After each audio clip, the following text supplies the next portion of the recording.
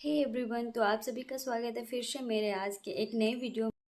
तो मैं सबसे पहले तो आप लोगों से क्षमा चाहती हूँ कि इतना दिन बाद मतलब बहुत दिन हो गया, 4-5 दिन लगभग हो गया। इतने दिनों के बाद मैं आज वीडियो बना रही हूँ क्योंकि मैंने जैसे कि कहा था कि मैं अभी गांव में हूँ तो काम वगैरह भी होता है और समय की थोड़ी सी कमी है। और फ़ोन भी मेरे को थोड़ा सा अच्छा वाला चाहिए था, तो मैंने ले लिया। हाँ, मैंने मेरे पैसों से नहीं, मेरे मम्मी पापा के पैसों से लिया है। मतलब मम्मी पापा लोगों ने खरीद दिया मेरे लिए फ़ोन, तो इसीलिए अब मैं कोशिश करूँगी कि जल्दी जल्दी वीडियो डालने का। तो इसीलिए आज मैं वीडियो बना रही हूँ। बहुत ही ज़्यादा मुझे खुशी हो रही है और इस बात की।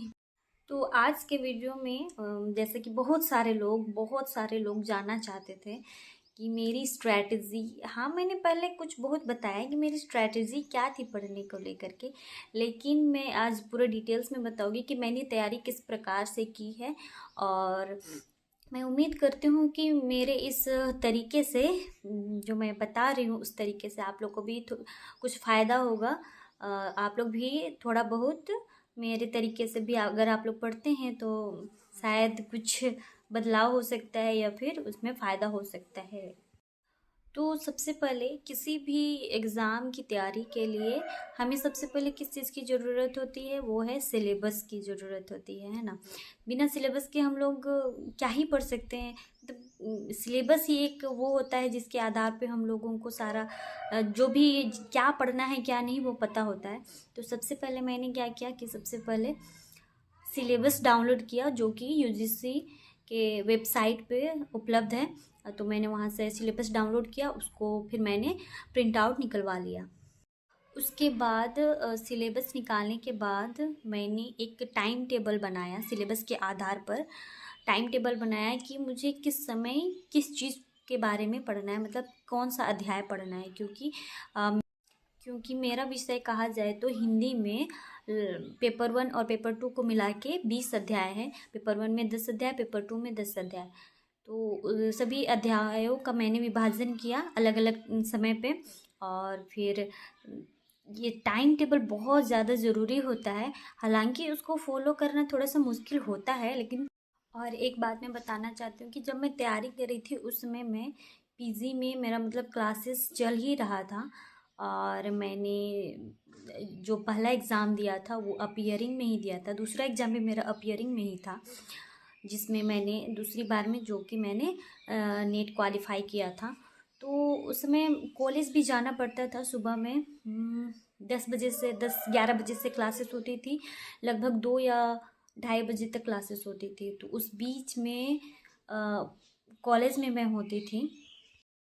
तो सबसे पहले सुबह में जल्दी उठ करके मैं पढ़ती थी लगभग 2 घंटा, 4 से लेके 6 बजे तक।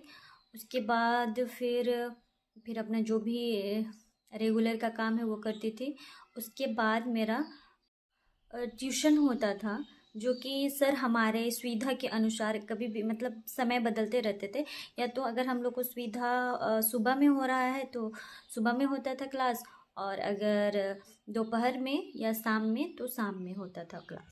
तो सर हमारी सुविधा के लिए मतलब क्लास का टाइमिंग चेंज करते रहते थे। तो जैसे कि अगर सुबह में क्लास हो रहा है तो फिर सुबह में 7 बजे से लेके 10 साढ़े 10 बजे तक क्लास होता था।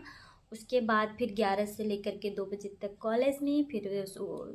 फिर कॉलेज से आते लगभग 3-3:30 बज ही जाता था। उसके बाद फिर थोड़ा सा रेस्ट करने के बाद फिर से अपना जो भी ट्यूशन में पढ़ाया गया उस पर रिवीजन करते थे। उसके बाद शाम में हमारा सर सर ने ही ये ग्रुप बनाया था।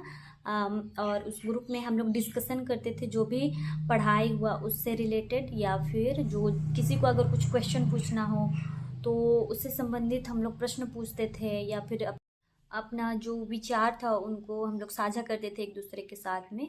तो वो हमारे अनुसार उसका टाइमिंग था, 2 घंटा करना ही था, लेकिन या तो हम लोग सुबह में करते थे या तो शाम में।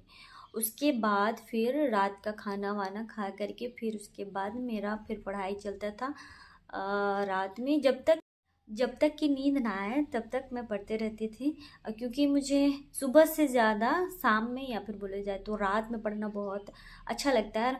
और मेरे ख्याल से रात में पढ़ने से मुझे ज़्यादा याद होता है। तो मैंने पहले भी कहा है अपने वीडियो में कि सबका पढ़ने का तरीका थोड़ा सा अलग होता है। तो मैं आप लोगों से यही कहना चाहूँगी कि टाइम टेबल बहुत ज़रूरी है।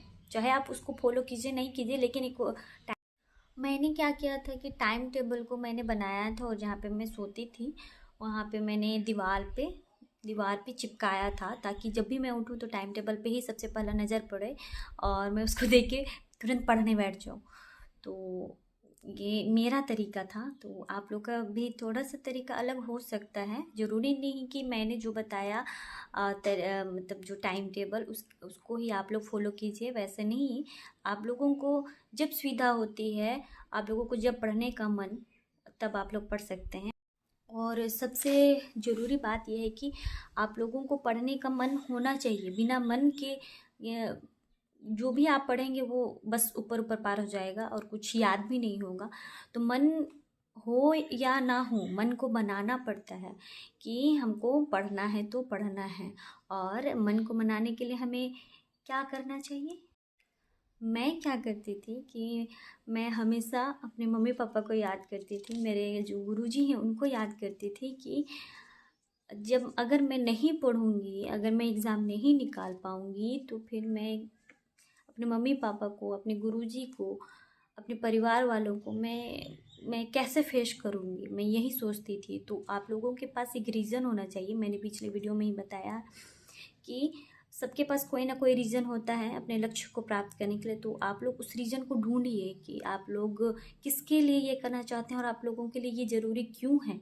और ये जो मेरा जो भी स्ट्रैटेजी और टाइम टेबल और जो भी पढ़ने का तरीका था, वो उसमें सबसे ज़्यादा सहायता मेरे गुरुजी ने की है।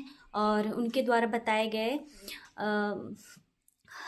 रास्तों पर, मतलब उन्होंने ही बताया कि मुझे कैसे करना चाहिए, किस प्रकार से करना चाहिए। अगर मुझे कोई भी परेशानी होती थी मैं उनसे सलाह लेती थी, और वे हमेशा हमारे लिए तैयार रहते थे। तो मैं उनको बहुत बहुत धन्यवाद देती हूँ। मेरी सफलता का सारा श्रेय उन्हीं को जाता है। मैं हर वीडियो में उनको मैं समर्पित करना चाहूँगी। मेरा सारा वीडियो जो भी है, मैं सभी बातों को उनको समर्पित करना चाहूँगी। तो यही था मेरा बस छोटा सा जो भी टाइम टेबल और जो भी पढ़ने का जो तरीका था, वो बस मेरा यही था। बस आप लोगों को खुद में विश्वास होना चाहिए, जो कि मुझे खुद में था कि मैं कर लूँगी, मैं ज़रूर कर लूँगी। मैं एक बात के लिए भी आप लोगों से क्षमा चाहती हूँ कि मैं कुछ दिनों बाद मैं पढ़ाई से रिलेटेड, मतलब जो भी सिलेबस के अनुसार मैं कुछ कुछ बातें आप लोगों को बताऊँगी, और मैं आप लोगों की ज़रूर सहायता करूँगी। तो लेकिन अभी थोड़ा सा आप जो लोग पीएचडी कर चुके हैं उन लोगों को पता होगा कि सिनॉप्सिस बनाने में बहुत ज़्यादा मेहनत की ज़रूरत होती है। तो मुझे वही बनाने में थोड़ा सा अभी टाइम लग रहा है। बहुत सारे लोगों का मैंने प्रश्नों का उत्तर अभी तक नहीं दिया है, तो मैं कोशिश करूँगी कि मैं सभी लोगों के प्रश्नों का उत्तर दूँ, क्योंकि कुछ कुछ प्रश्नों का उत्तर शायद मुझे भी नहीं पता है। तो मैं कोशिश करूँगी कि उन सभी लोगों का भी मैं जवाब दे पाऊँ। और कुछ लोगों का यह भी प्रश्न है कि आप सिनॉप्सिस कैसे बना रहे हैं, आप ज़रूर बताइएगा। तो उसके लिए भी मैं ज़्यादा लंबा नहीं, शॉर्ट्स वीडियो या फिर थोड़ा सा कुछ बताऊंगी उन लोगों को, क्योंकि मैं अभी बना रही हूँ। तो हाँ, थोड़ी सी दिक्कत तो हो रही है, क्योंकि ये जो सिनॉप्सिस है उसी के आधार पर मेरा रजिस्ट्रेशन होगा। तो बहुत अच्छे तरीके से और वो ध्यान से मुझे बनाना पड़ेगा।